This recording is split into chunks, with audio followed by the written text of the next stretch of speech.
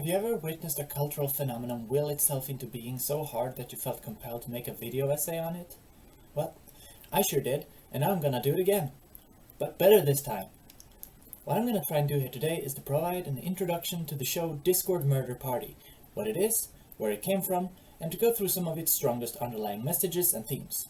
I will then venture a bit into a spoiler territory and talk a bit about what I personally appreciate about the show and share some of my thoughts on the meaning of the character arcs and some of the deeper themes.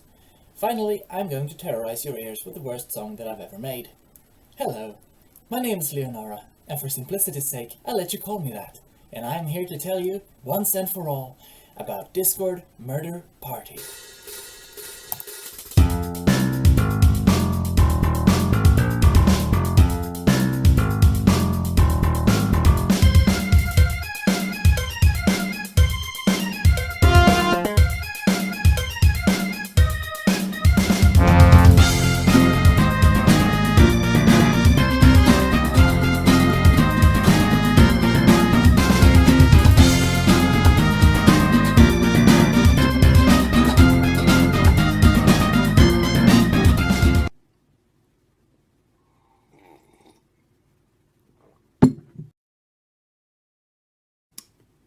Once upon a time, the collective of artists and voice actors known as Internet Remix one day came up with the brilliant idea of starting a YouTube channel. The channel would be filled with nerdy shit like covers of songs from that game you've heard of, role-playing sessions, let's plays, and rat boys. And God saw that it was good. Actually, I saw it, but it was pretty tight anyway.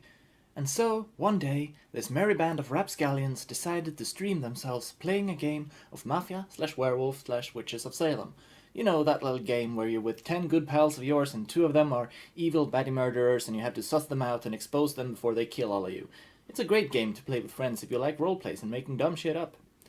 It's basically a game where you must argue your way to victory in a completely fictitious and possibly ludicrous scenario with a bunch of characters played by your friends, whom preferably also will be ludicrous.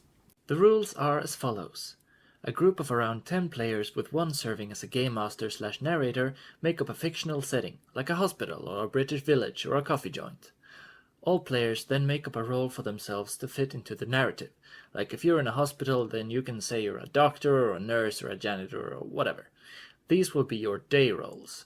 Your true roles are then assigned by the game master in secret, and this is the role that only you know of. Generally, there are 2 types of roles. Either you're a townsfolk, going about your day and trying to survive, or you're a bad guy, werewolf or mafia or something. Then everyone closes their eyes and the bad guy tells the game master who they want to kill that round. Then that person will be announced dead by the game master at the start of the next round, and then the game starts for real, when everyone must, in the role, argue about whose fault it all is. Once the players have agreed upon someone to blame, that player dies as well. And so it continues, round after round, until either all the bad guys are dead, or until the bad guys outnumber the townsfolk. The townsfolk also get some special roles, like a bodyguard to protect the player for a round, or a seer, who each round can get to know if another player is good or bad. The role-playing during the day rounds can get everywhere from non-existent to extremely dramatic, and it's only one's own dedication and fantasy that sets the limit. Bringing a bunch of talented voice actors and experienced improvisers together for a game like this made for a lot of fun. All the more because the way the IR crew were able to bounce off of each other, creating a wild scenario of evil corgi dogs, trebuchet executions, and a very bad case of tuberculosis. This they aptly named Discord Murder Party, a fun game night with friends where nothing bad happens. The game stream was quite successful, and the demands for more piled on, quickly forming a small but dedicated base of fans who would turn up to the streams and engage with the actors, making the whole thing into an interactive experience where sometimes players would donate some money to have something silly or cool happen in the actual games. With a style of comedy steeped in irony, sarcasm, and satire, it was easy to miss the early developing story elements of Discord Murder Party, where mentions of the DM as some kind of murder god was just something cute they added for flavor, or the reoccurring symbol of a black star appearing probably being some niche detail from some game you probably haven't played, but it kept happening. The characters the people played kept having epiphanies about the nature of the game they were keeping, as they discovered they were put in a game to kill each other for entertainment. A cute detail that indeed made for some lovely drama, sure, but it too kept happening. And with that some characterization of our host, the murder god, driving and narrating the games started to show. The black stars that kept showing up was revealed to be an entire pantheon of Lovecraftian gods, with the murder god being the latest one to grace the earth with her wickedness, turning the suffering from the games into fuel for their inscrutable purposes. Discord Murder Party had its first character. Its first characters. Turns out there was a player character that kept coming back as well, a cartoonish professor stereotype named Dr. McGillicutty. He kept showing up in the games, and the game-mastering murder god kept showing signs of annoyance at his presence. At first, one would assume that this was because of the actual DM being annoyed at one of the characters goofing around, but with the increased characterization for this murder god, the hostility towards the good doctor stuck around, and the first story of Discord Murder Party slid into canon. Behind all the jokes and memes befitting the nerds of our generation, a grim message started to form. Apart from the Game Master of DMP, the Murder God, there is a bunch of other characters that for simplicity's sake will be referred to as the Awakened. These characters are the players that essentially woke up from the dream of sifting through roles and scenarios and stayed as a consistent character through every scenario, retaining memories and experiences from their previous life and all of the previous games. Together, they would make up some kind of collective of protagonists to root for. Roll call is as follows. Vincent Marshall Reid, a soldier from the First World War and the first character to awaken, nicknamed the Hero and played by Split Guardian. Dr. McGillicutty, a scientist with a mysterious past who can shift from joking to deadly serious in a split second, nicknamed the Fly and played by Alex the Man on the Internet. Grace Garden, trouble detective with a fantastic catchphrase. Oh, shut up, Percy! Nicknamed Detective and played by Queen Creeps. Tommy Gwendolyn, cancer patient with more belief in his friends than in his own future, nicknamed the Stalwart and played by Adric. Percy Blackwood, airheaded artist who sees the good in every soul to the ire of everyone around him, nicknamed the Artist and played by Scott Baritone Blur. Junior, former cultist and recovering serial killer, and Christine Forks, his would-be 20th victim, on their way unto redemption and revenge respectively, nicknamed the Penitent and the Firebrand and played by Brodingles and Camicat. Valencia Lynch, princess from a magical kingdom and the only character not related to our world, nicknamed the Princess and played by Uprising Attorney. Thorin Blue, a neglected child with a foul mouth that only wants love, nicknamed the Lamb and played by Jojo. Yugo Hernandez, Jesus Christ on Earth and the best boy ever, nicknamed the Martyr and played handsomely by Darby Cupid. Hailey Huang, anxiety and gaming mixed up in a buff trans lady, nicknamed the Knight and played by Juno. And finally, Ezra Crane, himbo, trauma and mommy issues, nicknamed the Writer and played by Jordan Upgraded Moon. Quite the colourful cast, and through them we explore the strange meta-narrative of a fun game to be played with friends.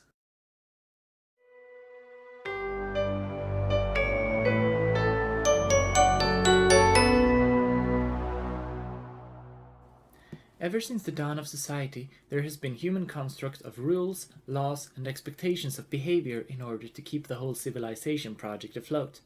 And as old as the concept of human society is the ridicule of said society. The mockery of societal concept would put these systems under scrutiny, and in many cases reveal flaws and absurdities inherent in that system, something that could eventually lead to some scholarly discussion about what is good and bad in a society. It's not too much of a stretch to state that the fanbase of DMP mostly consists of liberal, left-wing, LGBT-supportive and anti-fascist people. It's the people of my generation and of Generation Z. The people who grew up with the ever-increasing danger of a climate catastrophe, accompanied by the apparent complete disinterest by the people in power to do anything about it. The people who was taught kindness and gentle nature only to find out that if you're a bully with lots of money and use it to spread racism, that makes you president of the supposed center of the free world. The discord between the expectations we were taught and the realities we were shown hardened our hearts against the system in place. A system that allowed for billionaires to space travel instead of solving world hunger. A system that promised a bright future for those who did their best, but with the same hand funneled all the wealth and opportunities to the same people who always had them. A system that thought so highly of itself that it regarded criticism of itself as treasonous. As such, I think it is by design that DMP mostly derives its humor making fun of the state of the late capitalist world. So I'm going to talk for a bit about the society that we do indeed live in, and how Discord Murder Party comically comments on the constrictions of capitalist commerce. Now I understand that this might come as a surprise to some of you, as DMP hasn't perhaps been all too blatant about its critiques. It's been rather reliant on the absurdist concept that is its own mainstay, that being the 10 people trapped in a dimension forced to continuously play a game of musical chairs with murder.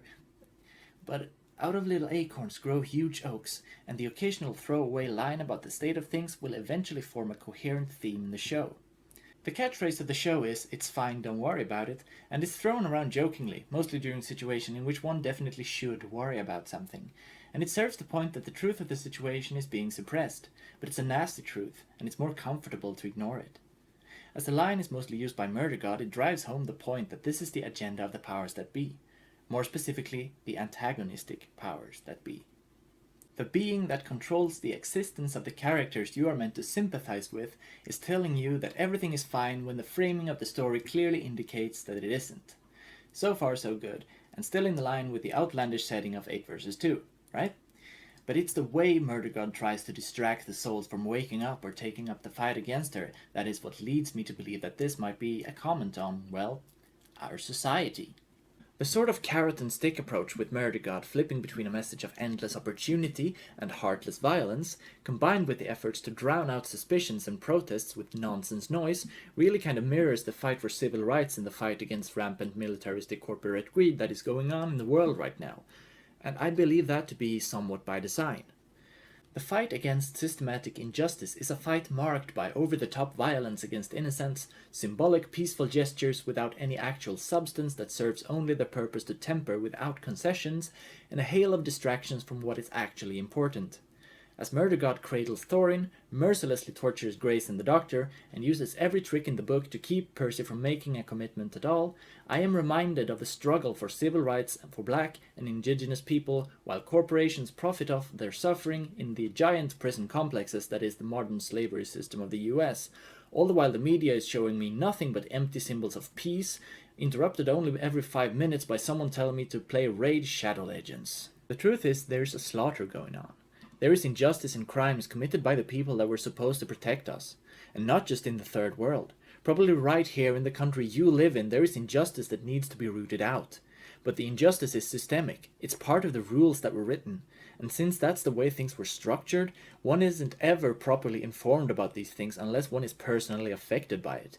It's a system that thrives only in a culture of egoism, because the moment the ordinary people starts to care not just for themselves but for everyone, the system starts to fall apart. But for that to happen, these people must move out of their comfort zone and see not only what is going on in their own little lives, but their own part of the big picture, and how they can help stop it. Because really, all that it takes to topple evil gods is common people in union making the effort for one another. But it is easy to call for righteous unity from the comfort of an armchair. People come in all flavors, shapes and sizes, and for one to truly achieve this unity, one must make the effort to understand what one cannot always relate to. And this is where Discord Murder Party shines, because even with such an obvious goal for all of its characters to be set free and return home, there is complications and discord within the group. And the diversity works to the benefit of the plot. The characters rarely, if ever, get along with one another, as they come from very different walks of life. One is a soldier who experienced the horrors of World War I, another one is a princess. One is a child of peace growing up in the beautiful countryside, and another has struggled with inner and outer demons as well as the Blitz of Britain. The differences must be resolved, and that is a process that is not always going to be pretty. DMP, despite its lack of visual medium, never shies away from the nasty and the painful that comes with that. In being relatable for its audience, it serves as a mouthpiece for all of its pains and grievances.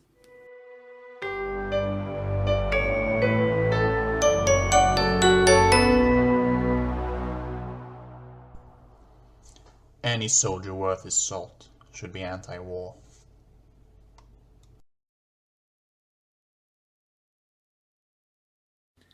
Vincent Marshall Reid is the warrior fighting for peace. As a pilot from World War I, it's fair to assume that he saw some of the worst that war had to offer.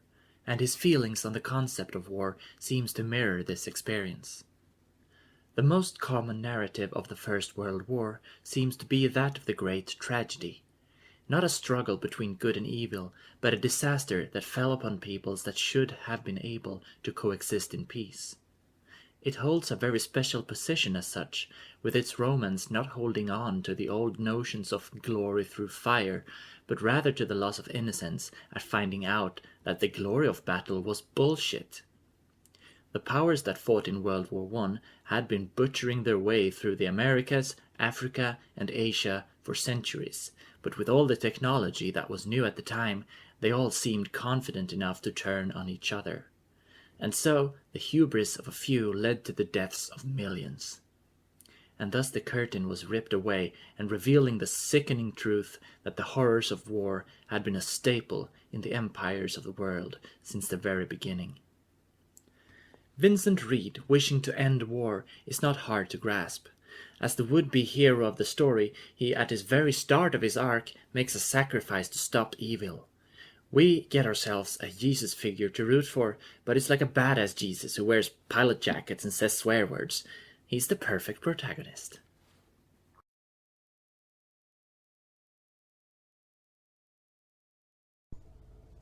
Stand in the ashes of 1 trillion dead souls and ask the ghosts if honor matters. The silence is your answer.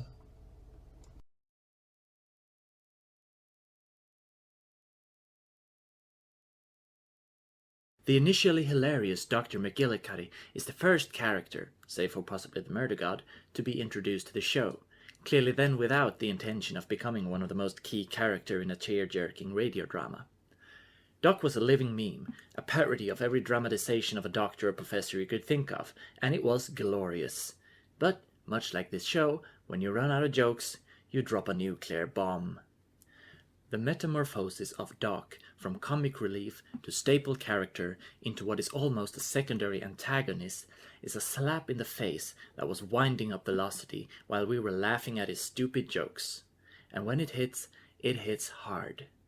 Turns out the stereotype we all put in one little narrative box is a fully rounded person with a damn good reason to act as insanely as he does. The funny man is funny because the funny man is broken. Bearing witness to the horrors of the new modern war that upstaged the seminal tragedy with a brutality that mankind wouldn't dream itself capable of, helping to build a weapon so powerful it would level cities with everyone in it in a single use, only for them to be trapped in a dimension to slowly forget who he is over the probably thousands and thousands of years of torture he endured. Who is he? Why, he's Dr. McGillicutty, of course. If you're looking for a character who gets the arc of finding the hope of change, only to lose sight of it and what harm that can do to a person, this is it. Kids who have never seen peace and kids who have never seen war have different values. Those who stand at the top determine what's wrong and what's right. This place is neutral ground. Justice will prevail, you say. But of course it will. Whoever wins this war becomes justice.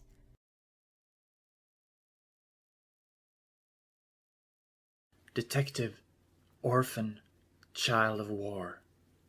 Grace Garden is a character defined by her struggles, forced into a life by a resentful relative due to her losing her close family in a cruel twist of fate, only to grow into adulthood at the very start of the Second World War. In the story that is Discord Murder Party, there is not a lot of people that have had a happy-go-lucky story of life, as what's probably the happiest one still involves a close family member dying of tuberculosis. But all of the other awakened have had lights in their lives that one could easily point to as the thing that kept them going. Not so for Grace Garden, and her attitude towards the games and murder god really show it. At first treating it as not much more than just another painful duty that needs performing. The murder games are not that different from what her life was like before anyway. It is not until she has started to form an actual positive relationship with Vincent and Doc that she gets really rebellious, She gets shown that people don't have to be terrible, and it is with those higher standards that the murder games, and more importantly its red-clad host, start to really look despicable. The resentment she feels towards the murder god can only be matched by that of Dr. McGillicutty, who you will remember has spent thousands of years getting tortured by her. That begs the question, why? Why do Grace despise the murder god to this extent? Naturally, MG is a sadistic and evil character at the start of the show, but as she starts to show her more human sides, a lot of the Awakened starts to empathize with her. But Grace recognizes her uncle in Murder God as the authority with all the power that uses them for selfish gain and a sadistic sense of self-fulfillment. The resentment spills over in fits of anger towards Percy and Thorin, not just for their perceived betrayal and more amicable feelings towards the Murder God, but also, in the case of Percy, for being a child of peace who cannot fathom what she has had to go through, and towards Thorin, who sees a happy family where she can only see her tormentor.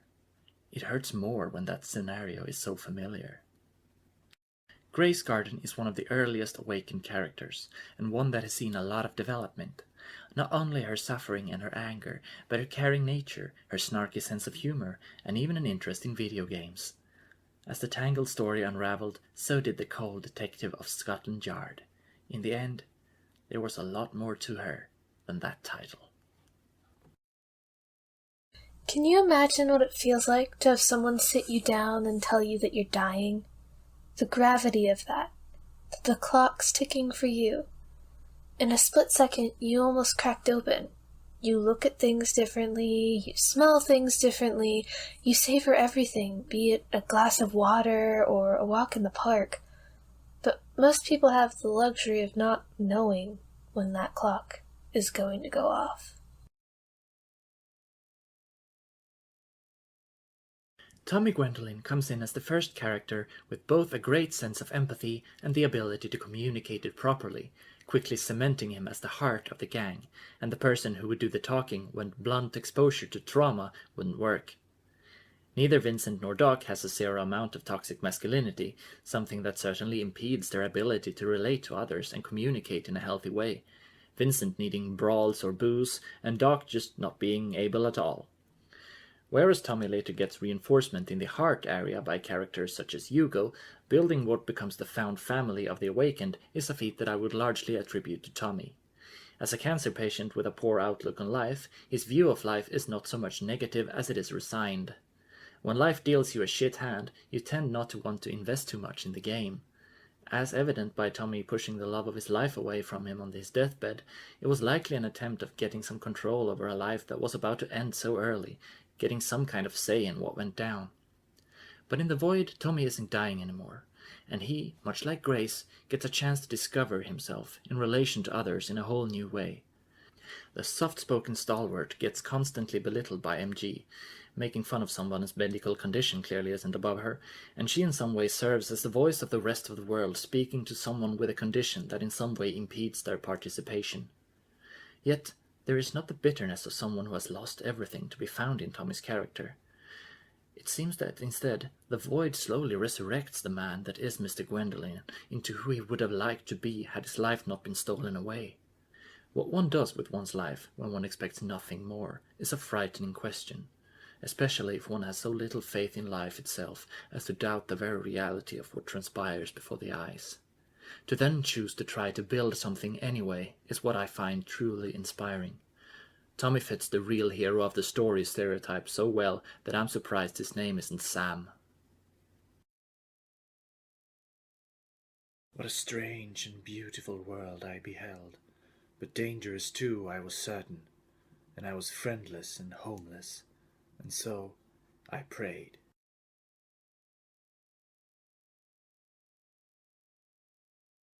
Fasten your seatbelts, it's softboy time.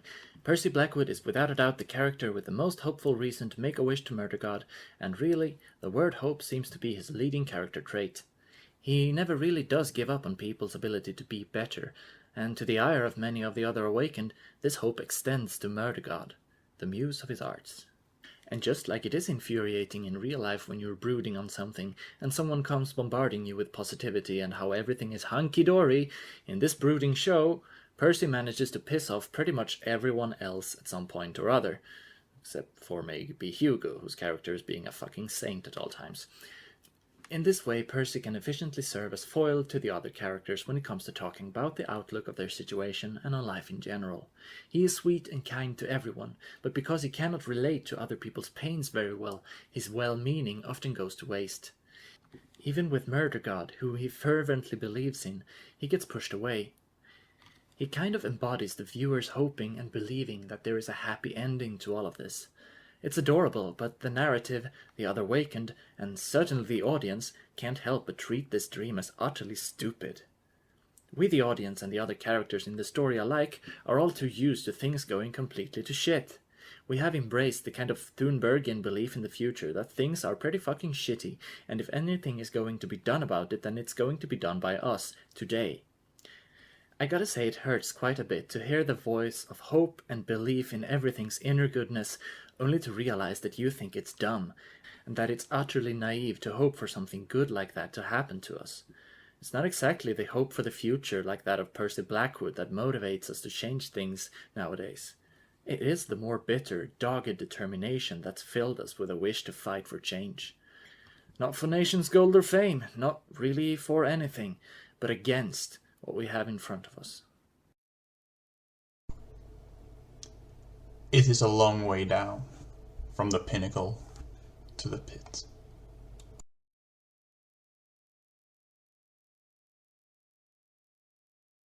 And at the turn of the page, we go from naive innocence to the guilt-ridden redemption arc. The story of Junior, commonly referred to as Junior no last name due to Junior having no last name, and of Christine Forks, is one that handles themes of guilt and punishment. Where one could make arguments for some of the awakened to deserve some kind of reprimand, this story is clearly made to ask the question, what if somebody did something really bad? How harsh should a punishment be? In our world, perhaps the worst punishment one could think of is death or a life sentence in prison, but here a different reality comes into play. The rather cathartical thought of the worst sinners in history burning in hell for their sins, not just to their deaths, but forever, an unending punishment beyond our mortal coil. Simply put, who deserves hell, and when is it enough? Christine is eventually fed up with punishing Junior and makes peace with the killer of her family, but we in the audience perhaps would feel differently about it. I'd imagine some would argue for a very retributive form of justice for crimes like this. That said, as always, the big picture is not that simple. Junior was very much a child himself when the indoctrination into the cult of the Black Star started, not having much stability or even an identity to latch onto in the most formative years of his life. One could even argue that Junior to a great degree was, if not forced, then pressured into committing these atrocious acts. Suddenly, another strong theme of Junior's characters emerges. A theme of self-realization and revolt against the powers that had him commit murder. In revolting against the Black Stars, Junior is making an act of self-creation. No more the Grace Killer, but someone else. Someone who decides for himself what kind of man he wants to be.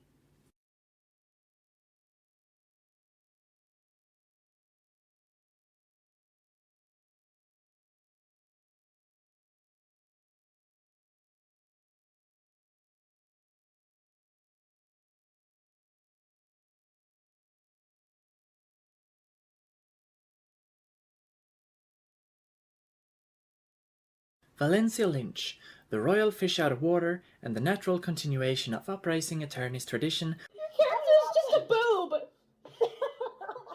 I'm not a boob. I just use them strategically in battle. Being the only character to originate from a different universe than our own, there is of course a lot of fun interactions to be had with that. Valencia is foreign to the rest of the Awakened, not only through coming from the fictional land of Pravam, but also by being a conventional princess. Being used to a system of governance that is so different to our own with different customs on what is right and what is wrong, we get a little mini-arc with Valencia where the viewer gets to ponder the ethics of an absolute monarchy and how easily that can go to absolute shit. There is little ambiguity to the tyranny of Valencia's father.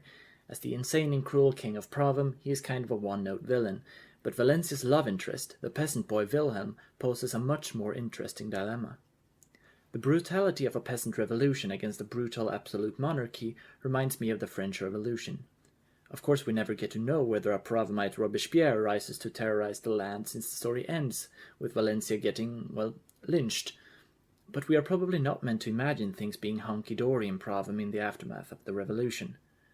It's a probable parallel to the power balance between the Awakened and the Murder God, MG knowing full well what powers watch her performance, while the Awakened knows only the hunger for freedom and an end to the violence. As eventually a violent breakout seems the most likely way to achieve that, we ponder what we have already been shown, that a violent transition of power will most likely only lead to more suffering. What to do about all the things that are terrible seems to require some more thought than just smash it dead, however tempting smashing might be. Of course, things might be nicer if death in torture, serfdom, and death by the wrath of the Murder God weren't the only options on the table, and it's possible that the powers that be has some responsibility to actually present those options and make them nice, or else things will go very, very poop. So, monarchy bad, killing people in revenge probably also bad. Oh god, my brain is big today. But even when Amumu stood upon the ledge of home, his hope would disappoint him, and he would remain alone.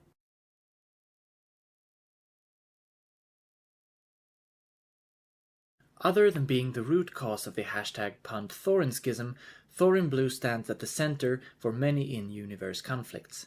His contract with the Murder God being the cause of the downfall at the end of the 2nd season, as well as the sacrifice of Yugo at the end of the 3rd season.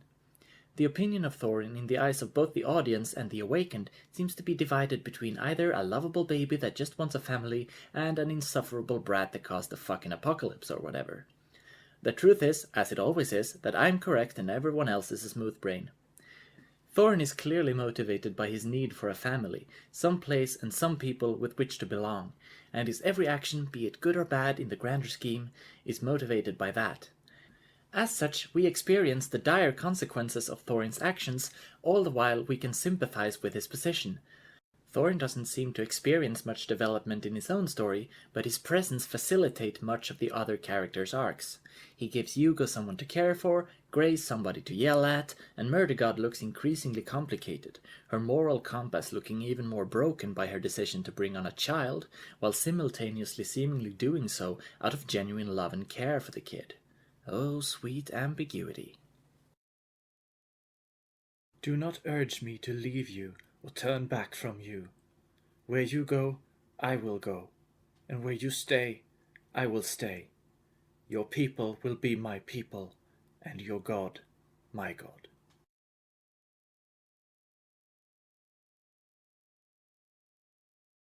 Hey, it's the Jesus figure. With Darby being an apparent ray of sunshine, it seems the character that is Yugo Hernandez fits him hand in glove. Yugo is likely one of the least morally ambiguous characters in all of DMP, being so wholesome and incorruptible that not even the Murder God can weaken his resolve. That said, it's probably fitting that he is introduced later in the story, so as not to witness firsthand the cruelties of MG in seasons 1 and 2, which were considerable. Yugo seems like a character without flaws, being too good for this world, and as such, for the good drama of the show, there is of course only one thing to do with such a character. Yugo is the nail that gets hit to hammer home the message of the Black Stars. The reward for this selflessness is death. All goodness is sacrifice, and all love is suffering. Even if the show avoids covering the adversity one faces as being gay, the themes of dying too young and love being a sacrifice of one's life still remains. Remaining a force of good in a universe that seems to take away all that is dear is a powerful narrative, and is one that many young LGBT people faces even today. It's easy to surrender to bitterness and anger in the face of several millennia's worth of hate, but to overcome it still takes the resolve of a hero. It's a similar dilemma to that of the hero soldier Vincent Reid. It's not right that this fight is thrust upon them. It's not right that they must be heroic, and yet their heroics, and heroics like theirs, is what saves our own world when it needs saving. It is then not about what is right, merely what needs doing.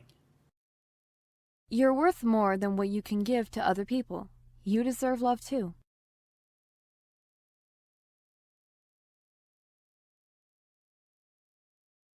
Hailey Huang is introduced in the beginning of the 3rd season of DMP, and her story seems to be focused on her gaining confidence and overcoming her anxieties. She seems in some ways to be a stand-in for the average viewer, being talented, anxious, and gay as all hell.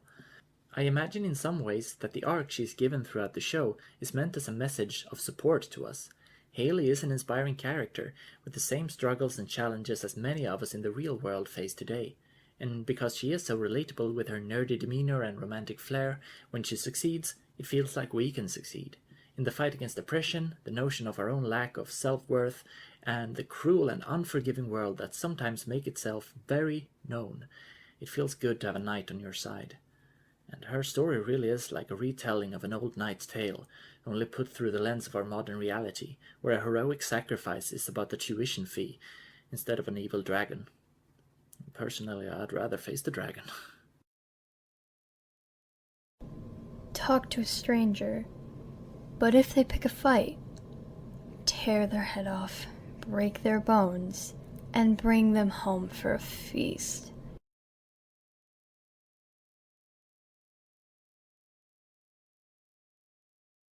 In Ezra Crane, we get another reflection of ourselves, but this time a bit less specific. Ezra to me represents the general spirit of the youth of our time. Being the only character set to live in our future, young Mr. Crane comes with some hopeful news and a lot of anger.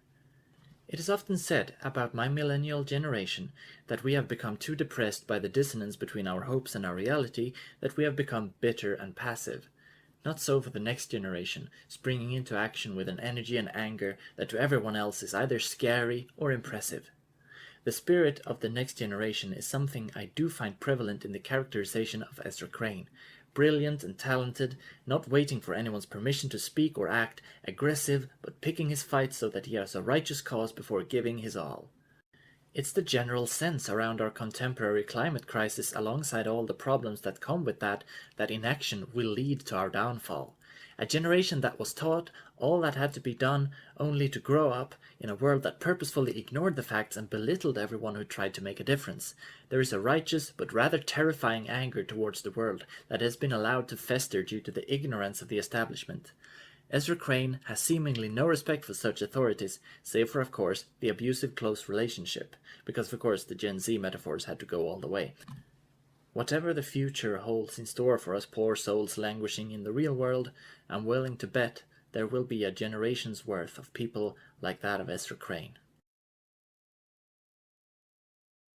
Life finds a way.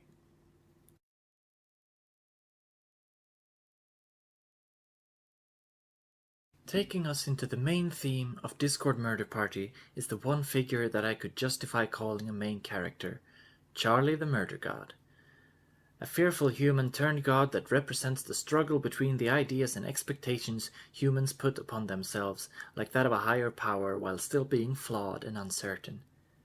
Behind all the eldritch lore and stories of infinite power and beings beyond our comprehension is the most characterized, most human person of them all. Taking a page out of Undertale's book, the ascension to grab more power does nothing to fill the void of human uncertainty, and the very real fear of losing control is no different to a god than to that of a human being. It's possible that humans invented gods in order to give meaning to themselves, making up a purpose so that the end of everything that is comprehensible wouldn't just be an ending. Because no matter how large the scope of humanity's knowledge gets, one day we'd still look at it all and ask ourselves, is that all? Is there no more to it than this? What the idea of gods can give us is the concept of something infinite, something that is impossible to decipher while still being accessible to us, like a story that never ends being told to us, an infinite narrative giving us a reason to keep going. Because if we abandon this idea, we must confront the existential dread of admitting that we don't know if there is a point to anything at all. We are born, we live, and we die. These are the facts of life, but to live with ourselves it is necessary to believe that it amounted to anything, that we are worthwhile. I couldn't possibly blame anyone for wanting the support of a belief system in order to make their everyday work. To ponder the meaning of life too much is just going to be depressing in the end. And in the end, not even the black stars are real, so we are left with the conflict we started out with unresolved. Can we create a point to life ourselves? Be it through faith or something else, can we make the life story of ourselves and have it be one which with we are satisfied? The murder god's own words is the best answer that we get. At least I fucking tried. Through the perspective of the murder god, we get an interesting view on godhood. Being a god is very overtly paralleled with being a writer, a creator of one's own little world where oneself is the ultimate arbiter of what goes and what doesn't.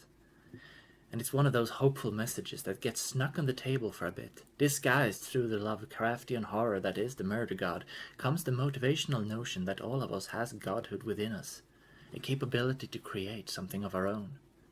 If we are created by something in the same manner that we ourselves create art, then surely there must be a narrative path for us as well.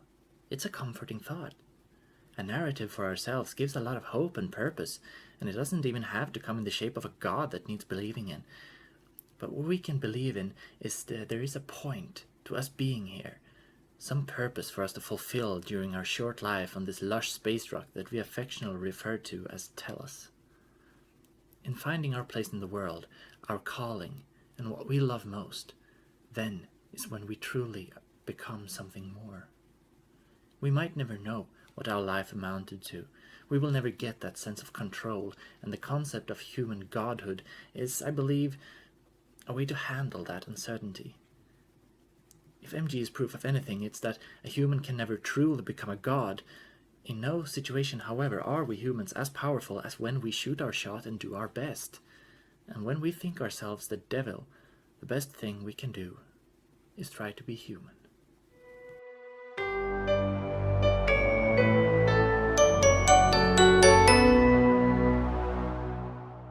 There had always been a sense of dramatics about me.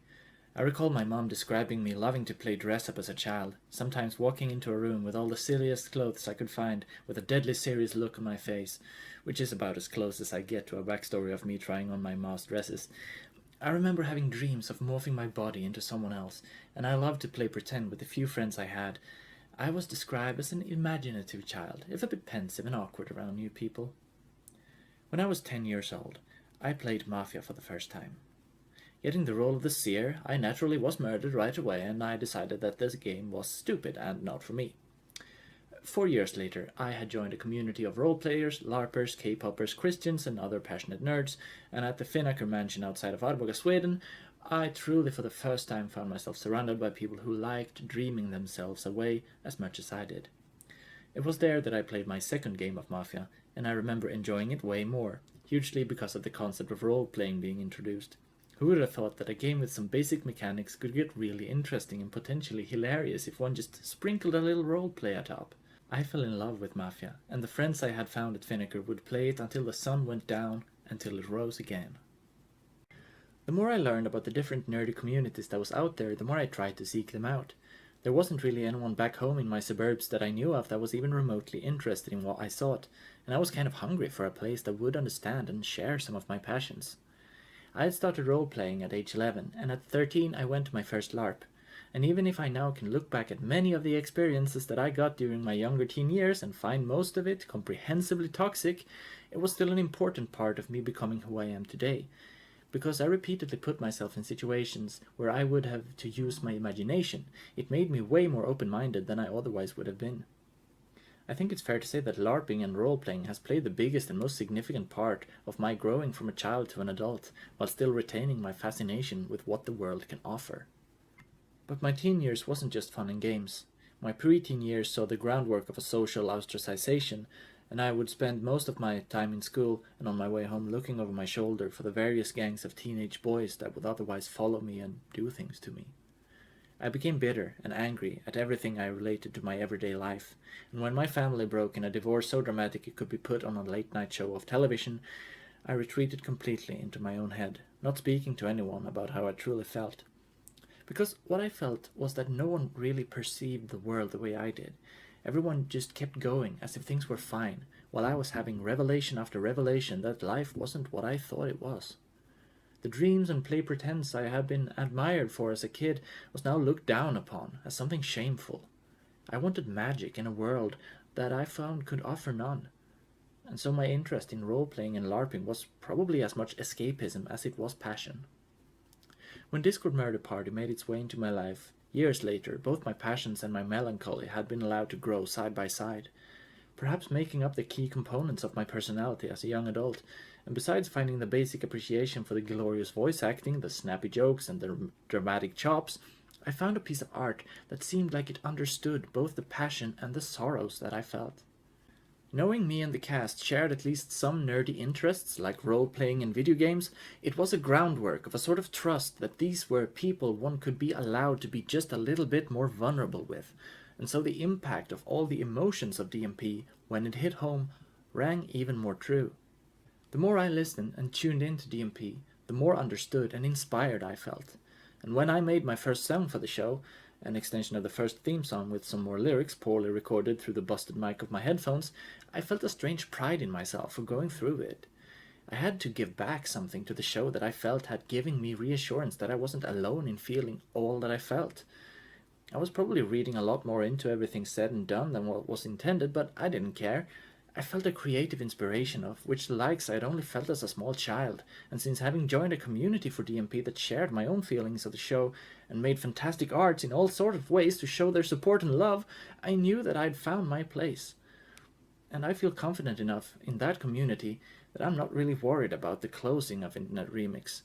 When the show is done, we will still have our passions, our talents, and each other. And I have no doubt that the spirit of IR will live on.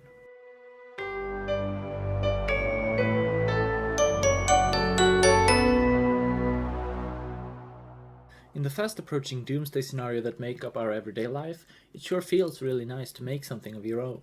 Get some sense of control and beauty and self-accomplishment while everything else spirals into a hellscape of chaos.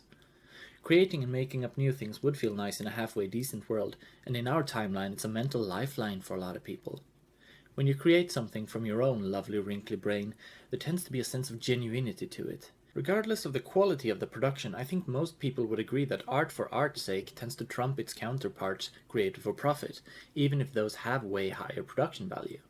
Now, of course, artists too must eat, and there is a massive grey blur between art for art's sake and art for profit's sake. And to make an accurate point about something in the middle, I would have to do way more research, and I already spent like 40 hours rewatching my favorite parts of IR streams. God, Percy, fuck off. I don't actually care about you. Oh, shut up, So Percy! let's just for now take a look at the two polar opposites of the spectrum. To small artistic communities where their fan bases a lot of the time consists of other members of the same community, the monetary gains from producing arts will mostly consist of donations, and in the cases described just now, a vague system of mutual support will often insert itself. These artists and their fans help each other out economically and support one another's artistic ventures through their own voluntary efforts. Of course, the voluntary aspect of consuming culture is present at the other end of the spectrum as well. No one is going to force you to pay for Hulu and Amazon Prime, but no one is going to produce 8 seasons of fanfiction of the War of the Roses with dragons solely on donations either. Gigantic companies are involved with big budget productions, and they expect dividends. And because they expect dividends, new ways to make money of people's creativity is invented and put into place. You might have noticed in the last 10 years that media network streaming services has seen a soar in popularity, and that ways to, say, permanently buy a movie or a game is seeming less and less marketing. Sure, games of Steam are still alive and well for now, but ever since Blizzard came up with its supervillain plot to make World of Warcraft not a single purchase, but a subscription service, everyone else has started to chase the gold. From the Fortnite Battle Pass to the streaming services like Netflix, companies are securing people's culture consumption as a reliable monthly form of income.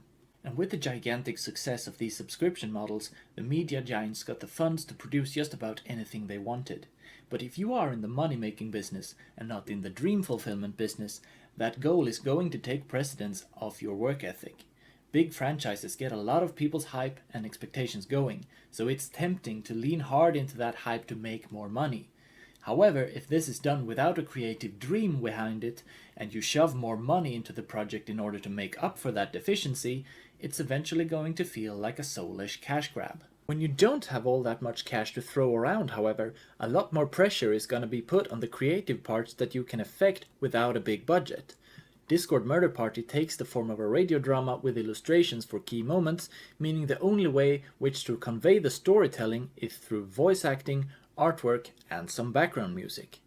That puts quite a bit of pressure on those aspects to deliver, because no one is going to be distracted by anything else. Because the budget of DMP is small, and because the people working on it are so passionate, almost every aspect of it is made, as you say, for art's sake. Cast members are composing an original soundtrack, designing and drawing all the artwork and putting their hearts and soul into the voice acting, and I must assume that they do this out of love for the craft because Lord knows they're not exactly strapped with cash.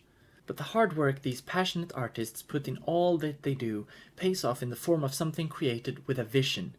What we get is a story built from the ground up, with the love and passion of its creators put into it because there was nothing else to put there, and in the end streamed and uploaded to be enjoyed for free for everyone and anyone who just wants to experience it. Because I found this little corner of the internet where people willingly put the fruits of their passionate work out for people to appreciate, I don't really keep up with mainstream media production anymore. Whatever superhero movie comes out, or whatever reboot or continuation of a safe franchise gets produced, I've kind of stopped caring. I get what I need from people who care about what they do. And if you haven't already, I'd like to encourage you to look for the pieces of magic that's embedded in the ether out there. Even now, artists, musicians, actors, and so many others are pouring their hearts out for us, and I don't want them to go unappreciated. To the small artists, your support is invaluable.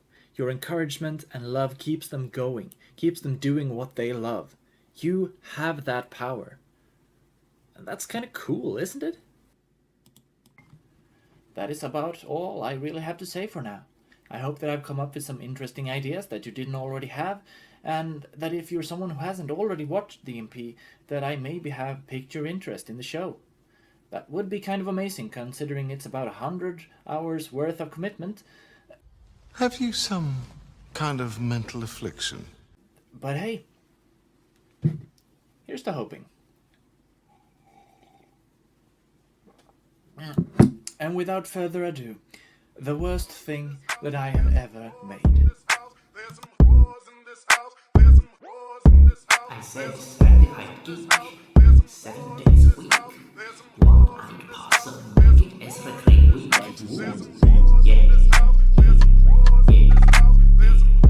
you messing with the eldritch rat boy, take a bath, wicked death, and this eldritch rat boy, you get pumped into the sun by this eldritch rat boy. Shut up, Percy, you ain't got the skills. The name's Baku, and I'm bringing the hits. If you think it's tough, you can challenge the rodent. Better step back and my bars are potent. I'm on top, making you beg. You're gonna flop, I'm sick like a plague. I bring a gun, you bring a bat. You're in the wrong, I'm in the rat. I'm gonna roll, make you behave. It's my crew, I'm bringing the flame. I'm gonna make that bitch Lovecraft spin in his fucking grave. In the DMP feed of a dream, I'm in public, I'm more than a meme. Pickle Rick is the funniest shit that I've ever fucking seen.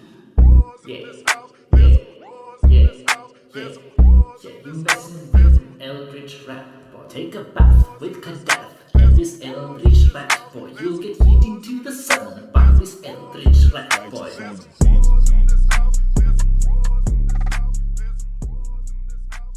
Freak.